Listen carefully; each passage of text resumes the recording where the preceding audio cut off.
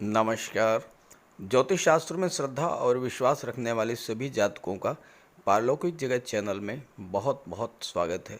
ग्रहों के राजाधिराज भगवान भुवन भास्कर 17 अक्टूबर प्रातः 4:47 पर राशि परिवर्तन करेंगे और अपने परम मित्र बुध की राशि कन्या राशि को छोड़कर अपनी नीच की राशि तुला राशि में गोचर करेंगे और 16 नवंबर प्रातः तक तुला राशि में ही गोचर करेंगे। सूर्य एक वर्ष में केवल 1 माह के लिए नीच की स्थिति में आते हैं और वो भी तब जब सूर्य का गोचर तुला राशि में होता है, क्योंकि तुला राशि सूर्य की नीच की राशि है।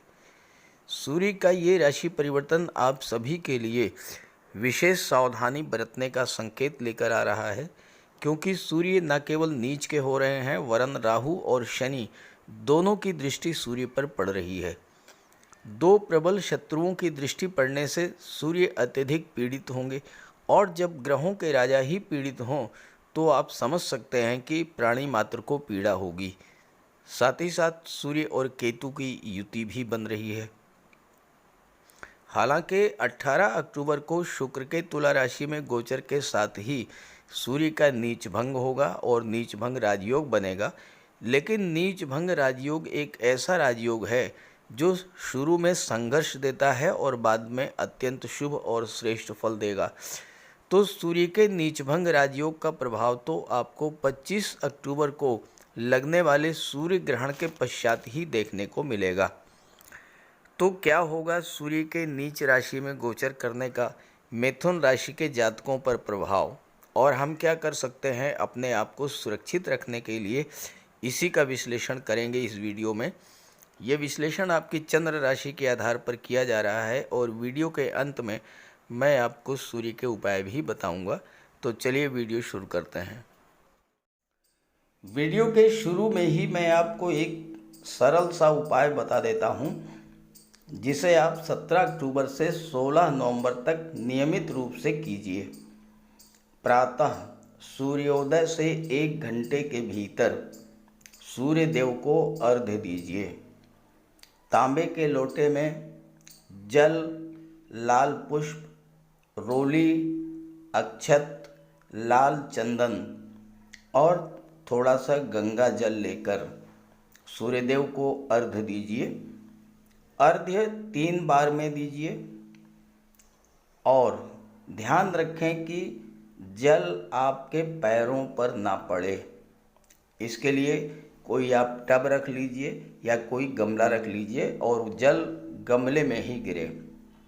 इसके पश्चात उसी लोटे में जल भर करके अपने पास रख लीजिए।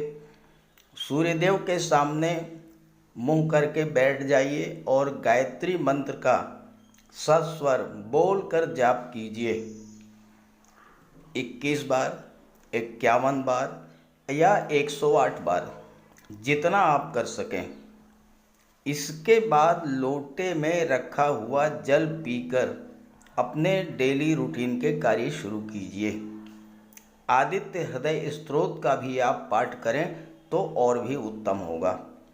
छात्रों को ये उपाय अवश्य करना चाहिए, क्योंकि सूर्य सरकारी नौकरी, शासन प्रशासन के कारक हैं और अगर आप भी इस उपाय को करते हैं तो आप सफलता की ओर बढ़ेंगे।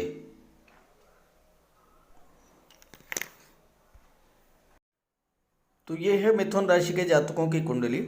मिथुन राशि के जातकों के लग्न के स्वामी होते हैं युवराज बुध, और बुध का ही सर्वाधिक प्रभाव होता है मिथुन राशि के जातकों पर। बुध बुद्धि के कारक, इंटेलिजेंस के कारक, तर्क शक्ति, वाक शक्ति, लिखने की, बोलने की, सोचने की, समझने की शक्ति, इन सब के कारक होते हैं। बुध शेयर मार्केट और व्यापार के भी कारक होते हैं और बुध वाणी के भी कारक हैं।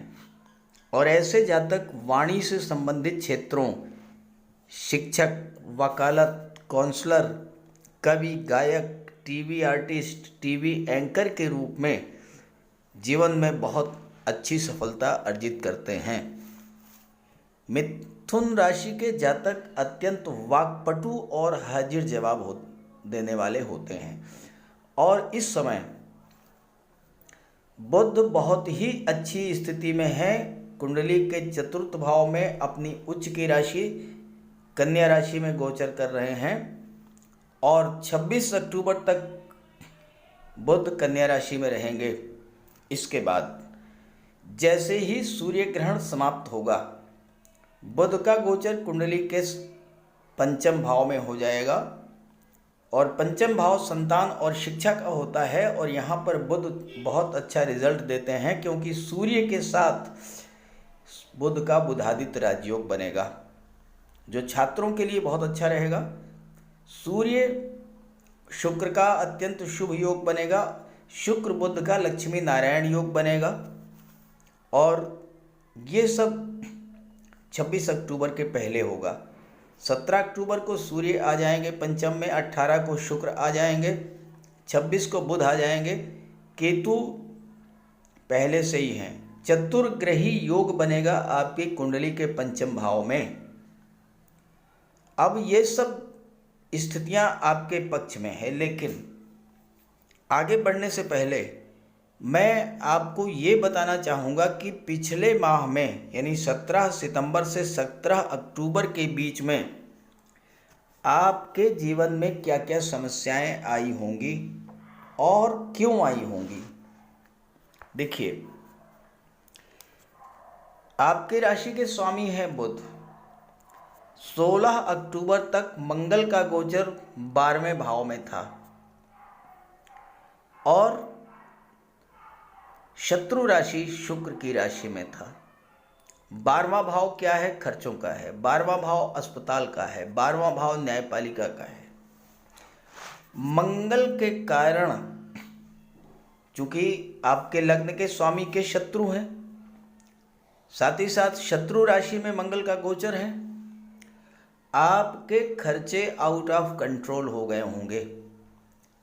सीमा से अधिक खर्च बढ़ा होगा, फालतू का खर्च, क्योंकि मंगल के प्रभाव से आपको हाई ब्लड प्रेशर, गठिया, फोड़े फुंसी, जख्म या चोट, एक्सीडेंट्स, बार बार बुखार, गुर्दे के पथरी, जोड़ों में दर्द, या अगर आप गर्भवती माता हैं तो बच्चे को जन्म देने में तकलीफ, ये सारी समस्याएं मंगल की वजह से आपको आई होंगी।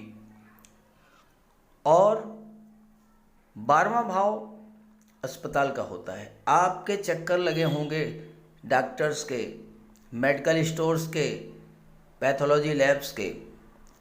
और मंगल चूंकि क्रोध के कारक हैं, लड़ाई झगड़े के भी कारक हैं और मंगल छठे भाव के स्वामी हैं, छठे पर दृष्टि पड़ रही थी, बिला वजह की बहस हुई होगी। हो सकता है कोई लड़ाई झगड़ा भी हुआ हो और ये भी हो सकता है कि कोर्ट कचहरी के चक्कर भी आपको लगाने पड़े हों। और मंगल की दृष्टि जब पड़ी पराक्रम भाव पर, मंगल पीड़ित हैं तो आपका पराक्रम पुरुषार्थ भी कम हुआ होगा, काम में मन नहीं लगा होगा, आलस्य बढ़ गया होगा, कार्य बनते बनते आपके बिगड़ गए होंगे। मंगल की दृष्टि, अष्टम दृष्टि सप्तम भाव पर पड़ी। सप्तम भाव दाम्पत्य सुखों का होता है, तो दाम्पत्य सुखों में भी कमी आई होगी। और एक सबसे बड़ी बात मैं आपको बताऊं कि मंगल की दृष्टि जब छठे भाव पर पड़ती है या मंगल छठे भाव में जब गोचर करते हैं, उस स्थिति में अगर आपने किसी को कर्ज दे दिया, वो पैसा आपका नहीं वापस होगा, डूब जाएगा। ये आप अच्छे से समझ लीजिए। हो सकता है आपने किसी को पैसा दिया हो, वो पैसा आपको वापस ना मिल रहा हो, ऐसा भी होता है। और मंगल के साथ साथ शनि भी वक्री थे और शनि अष्टम भाव में गोचर कर रहे हैं, तो अष्टम भाव में गोचर करने से आपको कमर के नीचे के रोगों से भी जूझना पड़ा होगा, जैसे कि घुटनों में दर्द, पैरों में दर्द, पिंडलियों में दर्द, पूरे शरीर में जकड़न या थकान की स्थिति महसूस होना, शनि की दृष्टि पड़ी सेकंड हाउस पर, जिसके स्वामी हैं चंद्रमा। शनि और चंद्रमा का संबंध अच्छा नहीं होता है, तो मन में एक अजीब सी बेचैनी, एक अनजाना सा भय आपके अंदर रहा होगा। लाभ भाव में राहु है और राहु की दृष्टि पड़ी होगी पंचम भाव पर, जिसके स्वामी तृतीय भाव पर, जिसके स्वामी हैं सूर्य। तो यहाँ भी राहु के कारण आपके अंदर एक अनजाना सा डर, क्रोध, चिंता, डिप्रेशन, ये सब समस्याएं आपके जीवन में आई होंगी। कार्यक्षेत्र में भी सफलता नहीं मिली होगी, क्योंकि शनि की दृष्टि दशम पर है। भले ही यहाँ पर देवगुरु गोचर कर रहे हैं, लेकिन देवगुरु भी वक्री थे, शनि भी वक्री थे। कार्यों को अपेक्षित गति नहीं मिली होगी, कार्यों में विघ्न बाधाएं आई होंगी। ये सब अगर आपके साथ हुआ हो तो ज़रूर कमेंट कीजिएगा। हालांकि सबके साथ ऐसा नहीं हुआ होगा, लेकिन जिनके जीवन में मंगल की महादशा या अंतर्दशा या प्रत्यंतर दशा गतिमान होगी, उनके साथ अवश्य ऐसा ही हुआ होगा। हाँ, अगर उन्होंने मंगल का उपाय कर लिया होगा, बजरंगबली की शरण में चले गए होंगे, तो निश्चित रूप से उन्हें राहत मिली होगी। अब आइए बात करते हैं सूर्य के राशि परिवर्तन का क्या प्रभाव पड़ेगा 17 अक्टूबर से। सूर्य का गोचर 17 अक्टूबर को कुंडली के पंचम भाव में होगा और 18 अक्टूबर को शुक्र का गोचर होगा। 17 अक्टूबर को सूर्य तुला राशि में गोचर करेंगे तो नीच के हो जाएंगे, लेकिन जैसे ही 18 अक्टूबर को शुक्र का गोचर होगा पंचम में, सूर्य का नीच भंग होगा और नीच भंग राजयोग बनेगा। पंचम भाव कुंडली का सबसे शुभ भाव होता है। पंचम भाव से संतान, शिक्षा, लव रिलेशंस, क्रिएटिविटी का विचार किया जाता है। पंचम भाव त्रिकोण का भाव है और त्रिकोण के भाव में सूर्य का गोचर संतान और शिक्षा की दृष्टि से बहुत ही अच्छा होगा। हालांकि सूर्य के इस गोचर के लाभ आपको 25 अक्टूबर के बाद ही मिलेंगे, जब सूर्य ग्रहण समाप्त हो जाएगा। ऋषि पाराशर के अनुसार पंचम भाव में अगर मेल प्लेनेट का गोचर हो, सूर्य, बुध, मंगल या गुरु, तो पुत्र प्राप्ति के योग बनते हैं। और यहाँ पंचम भाव में सूर्य और बुध दोनों का गोचर है, तो आपको पुत्र संतान की प्राप्ति के भी योग बनते हैं। और अगर संतान की प्राप्ति होगी तो वो संतान सूर्य के समान तेजस्वी, प्रतापी और बुध के समान बुद्धिमान, ज्ञानवान और भव्य व्यक्तित्व का स्वामी होगा। ये गोचर काल पुत्र की प्राप्ति के लिए बहुत ही बेहतर है। पंचम भाव से धन का भी विचार किया जाता है, क्योंकि सूर्य, बुध, शुक्र और केतु की दृष्टि एकादश भाव पर पड़ेगी। पंचम भाव और एकादश भाव में जो ग्रह गोचर करते हैं, उनके संबंधों से जो योग बनता है, उससे जीवन भर धन की कमी नहीं होती है। अब यहाँ एकादश भाव में राहु का गोचर है और राहु एक ऐसे ग्रह हैं जो एकादश भाव में, 11वें भाव में, लाभ के भाव में अगर गोचर करें तो राहु से ज़्यादा धन कोई दे ही नहीं सकता। और राहु आकस्मिकता के कारक हैं, अचानक से आपको धन की प्राप्ति होगी। सूर्य इस समय अत्यंत शुभ और बलवान स्थिति में है, केंद्र के भाव, त्रिकोण के भाव में गोचर कर रहे हैं। और जब सूर्य बली हों तो प्रशासनिक कार्यों में दक्षता बढ़ती है, किसी भी चीज़ को जल्द से जल्द सीखने की क्षमता आती है। पॉलिटिक्स में भी उच्च पद दिलाने वाले होते हैं सूर्य। लाल किताब का कहना है कि पंचम भाव का सूर्य जातक की कोई भी इच्छा है वह पूरी होगी। जो भी आपकी इच्छा है वो पूरी होगी। क्योंकि सूर्य की दृष्टि 11वें भाव पर पड़ेगी, जो कि आपकी इच्छाओं को, आपके सपनों को रिप्रेजेंट करता है। लेकिन आप 2-3 बातों का ध्यान रखें। पहली बात, आपको दूसरों से जेलसी नहीं रखनी चाहिए, दूसरों से ईर्ष्या नहीं करना चाहिए, दूसरों की तरक्की से जलन नहीं होनी चाहिए। दूसरा, जितना आप ज़्यादा दूसरों की मदद करेंगे उतना ही आपको तरक्की होगी। और तीसरी बात, संतान प्राप्ति के बाद आपकी दिन दूनी रात चौगुनी तरक्की होगी। अगर आपकी जन्म कुंडली में पंचम भाव में सूर्य का गोचर है, और भाग्य का भी सपोर्ट मिलेगा, क्योंकि पंचम का पंचम नवम भाव है जो कि भाग्य भाव है। भाग्य के सपोर्ट से आपको राजाओं जैसी स्थिति देने वाले होंगे सूर्य। अब यहाँ बात हो गई एक गोचर की, सूर्य की। दूसरा जो योग बन रहा है सूर्य और बुध का, बुधादित्य राजयोग, जो कि छात्रों के लिए बहुत अच्छा रहेगा। कॉम्पिटिटिव एग्जाम्स में सफलता मिलेगी। सूर्य शासन प्रशासन के कारक हैं। आईएएस आईपीएस सिविल सर्विसेज की जो तैयारी कर रहे हैं उनके लिए ये गोचर बहुत अच्छा है। तीसरा जो महत्वपूर्ण योग है वो है शुक्र और बुध का लक्ष्मी नारायण योग। शुक्र बुध लक्ष्मी नारायण योग बना रहे हैं, पंचम भाव में दृष्टि पड़ रही है एकादश भाव पर, तो आपके घर में माता लक्ष्मी, भगवान विष्णु का वास होगा। और चौथा जो महत्वपूर्ण योग बन रहा है वो सूर्य और शुक्र का। सूर्य क्या है? पिता के कारक हैं। शुक्र क्या है? धन के कारक हैं। इस योग के बनने से आपके पिता को धन की प्राप्ति होगी।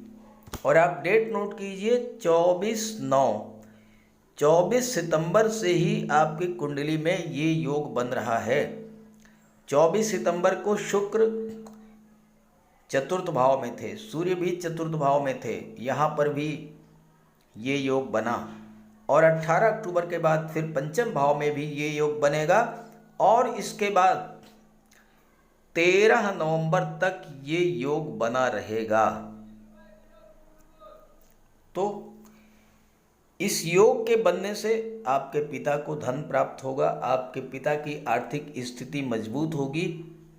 आप नोट कर लीजिए, कमेंट करके बताइएगा अगर ऐसा हुआ हो आपके जीवन में। कहीं ना कहीं से अचानक से अनायास धन आपके पिता को निश्चित तौर पर प्राप्त होगा, जितना रूटीन में मिलता है उससे कहीं ज़्यादा।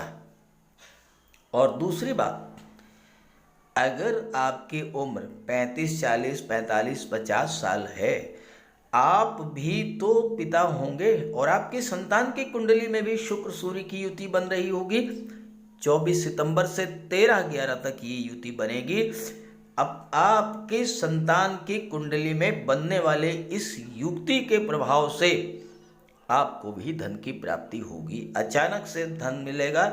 जितना आप रूटीन में अर्न करते हैं उससे 2 गुना, 3 गुना, 4 गुना तक धन आपको प्राप्त हो सकता है, क्योंकि यहाँ पर केतु हैं, लाभ भाव में राहु बैठे हैं और दोनों ही ग्रह धन देने के लिए बैठे हैं। शनि भी मार्गी हो जाएंगे 23 अक्टूबर को, और शनि भी अपना शुभ फल प्रदान करेंगे। कार्यों को गति मिलेगी, आलस्य दूर होगा, जो मन में एक डर था वह भी दूर होगा। और अगर आप रियल एस्टेट से जुड़े हैं, प्रॉपर्टी डीलिंग या कंस्ट्रक्शन का कार्य करते हैं, बिल्डर हैं, आर्किटेक्ट हैं, तो आपके लिए अच्छी सफलता के योग मिलेंगे। शासन प्रशासन में हैं तो भी बेहतर रहेगा। कला के क्षेत्र से, वाणी के क्षेत्र से, या ऐसे क्षेत्र जहां बुद्धि का प्रयोग ज़्यादा होता है वहां भी आपको सफलता मिलेगी। और एक और महत्वपूर्ण बात आपको बता दूं, शुक्र पंचम के स्वामी तो है ही हैं, शुक्र 12वें भाव के भी स्वामी हैं। 12वां भाव क्या है? विदेश। विदेश से आपको धन का लाभ होगा, विदेश से धन का आगमन होगा। और शुक्र चूंकि कला के कारक होते हैं, कला के क्षेत्रों में विदेश जाकर के आपको अपनी कला के प्रदर्शन का अवसर भी मिलेगा। अब एक कन्फ्यूज़न दूर कर लीजिए। विदेश का मतलब अमेरिका, ब्रिटेन ही मत समझा कीजिए। विदेश का मतलब अपनी मातृभूमि को छोड़कर दूसरे शहर में जाना। जहाँ की कल्चर, जहाँ की भाषा, जहाँ के रीति रिवाज आप जहाँ पर हैं उससे अलग हो, वही विदेश होता है। यूपी में है बॉम्बे चले जाइए, बॉम्बे में है दिल्ली चले जाइए, दिल्ली में है हरियाणा चले जाइए, कल्चर बदल जाएगी, बोली बदल जाएगी, भाषा बदल जाएगी, वही विदेश है। आपको विदेश में जा कर के अपनी कला के प्रदर्शन का भी अवसर मिलेगा। और शनि चूंकि अष्टम भाव में है, ज्योतिष तंत्र मंत्र में आपकी रुचि बढ़ेगी, रिसर्च के क्षेत्र में आप बहुत अच्छा करेंगे, और साथ ही साथ गुप्त धन की प्राप्ति के भी योग बनते हैं। ऐसा पैसा जो कि अचानक से आपको मिल जाए, जैसे लॉटरी से, शेयर से, कोई पैतृक संपत्ति, वसीयत या विरासत से धन की प्राप्ति होना, इंश्योरेंस के क्षेत्र से पैसा मिलना, अचानक से पैसा मिल जाए, ये गुप्त धन कहलाता है और आपको गुप्त धन की प्राप्ति भी होगी। अब ये इस बात पर निर्भर करेगा कि आपके जीवन में किस ग्रह की महादशा या अंतर्दशा गतिमान है। अब जैसे सूर्य की महादशा और बुध की अंतर्दशा चल रही है, आपको नौकरी मिल जाएगी, भले ही गवर्नमेंट सेक्टर में ना मिले, विदेश में किसी मल्टीनेशनल कंपनी में, कंप्यूटर के क्षेत्र में, मैनेजमेंट के क्षेत्र में, कॉमर्स के क्षेत्र में आपको जॉब मिल जाएगा। शुक्र की चल रही हो महादशा, बुध की अंतर्दशा चली हो, आपको धन की प्राप्ति हो जाएगी, लक्ष्मी का आगमन होगा। तो अगर आपके जीवन में, वैसे तो मैंने शुरू में उपाय बता दिया है, वो तो आपको करना ही करना है, लेकिन अगर सूर्य की महादशा या अंतर्दशा चल रही हो तो सूर्य का विशेष उपाय कर लें। बात करते हैं उपायों पर। अगर अभी तक आपने सूर्य देव का उपाय नहीं किया है तो अवश्य कीजिए। सूर्य देव की आराधना करें। खास करके छात्रों को या जो कॉम्पिटिटिव एग्ज़ाम्स की तैयारी कर रहे हैं, उन्हें तो सूर्य के उपाय अवश्य करने चाहिए। सूर्य आत्मा के कारक हैं। इस पृथ्वी पर सूर्य के कारण ही जीवन है और सूर्य की ही ऊर्जा, प्रकाश और ऊष्मा से हम कार्य करने में सक्षम होते हैं। सूर्यदेव की आराधना करेंगे, आत्मा को बल मिलेगा, आत्मविश्वास में वृद्धि होगी, कार्य करने की ऊर्जा प्राप्त होगी, जीवन में रोशनी आएगी, भाग्य चमक जाएगा और फिर आप सफलता की सीढ़ियां चढ़ते चले जाएंगे।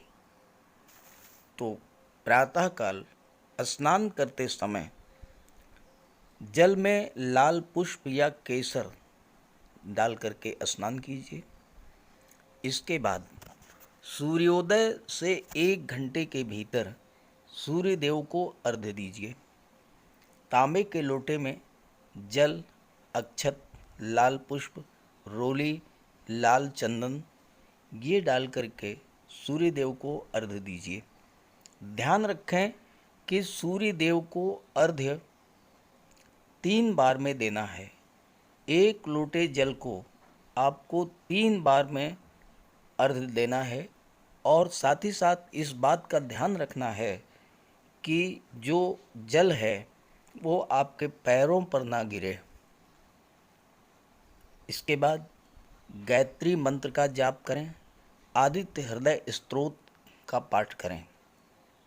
छात्रों को तो सूर्य का ये उपाय नियमित रूप से करना चाहिए, क्योंकि सूर्य ही सरकारी नौकरी के कारक हैं और आज के युग में हर छात्र का सपना होता है कि वो आईएएस बने, आईपीएस बने या शासन प्रशासन में उच्च पदस्थ अधिकारी बने, और सूर्य इन सब के कारक होते हैं। सूर्य पिता के कारक हैं। पिता का सम्मान कीजिए, उनकी सेवा कीजिए, उनके मार्गदर्शन में आगे बढ़िए। यदि किसी तरह का कोई विवाद भी है तो उसे भुला दीजिए और उन्हें किसी तरह का कष्ट तो बिल्कुल न दें। इससे सूर्यदेव को बल मिलेगा। सूर्यदेव को बल प्राप्त हो, इसके लिए रविवार को नमक का सेवन न करें।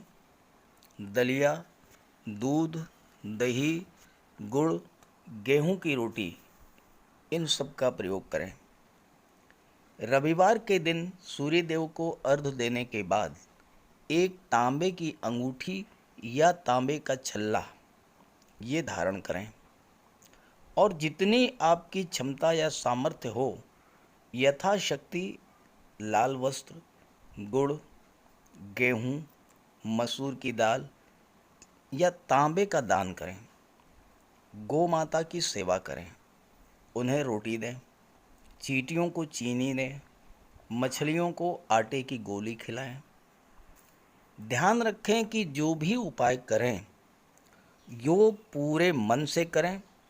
उपाय करते समय सूर्य देव का ध्यान करें और साथ ही साथ अहंकार और क्रोध इनसे दूर रहें। आप ये उपाय करके देखिए, जीवन में इतना बड़ा परिवर्तन आएगा कि आप कल्पना नहीं कर सकते। तो मेरी बात से सहमत हों तो उपाय शुरू कर दीजिए, और वीडियो अच्छा लगा हो तो अपने साथियों को, मित्रों को भी ज़रूर शेयर कर दीजिएगा। नमस्कार।